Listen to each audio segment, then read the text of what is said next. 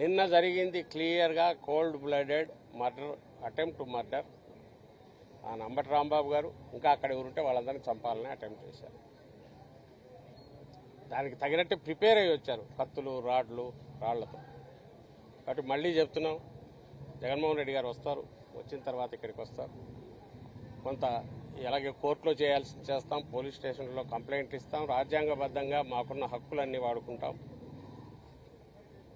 ఇప్పుడు నిన్నటి జరిగింది ఇదే 200 ఏళ్ళు 300 ఏళ్ల క్రితం అయితే బాహాబాహి తలపడి ఎవడో తెలుసుకునేవాళ్ళు.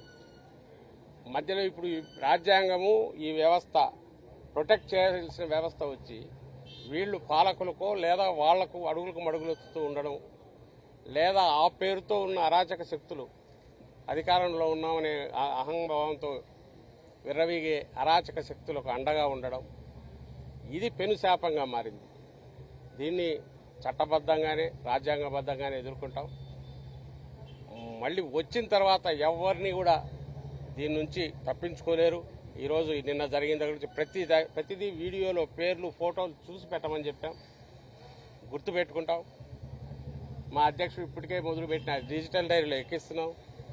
వచ్చిన తర్వాత పోలీసు అధికారులతో సహా పైనుంచి కింది వరకు ఎవరెవరైతే కాంప్రమైజ్ అయ్యారో, అలాగే పొలిటికల్ లీడర్లు ఎవరైతే ఉన్నారో వాళ్ళందరిది బయటికి లాగుతాం. అయితే ప్రతిదీ చట్టబద్ధంగానే చేస్తాం.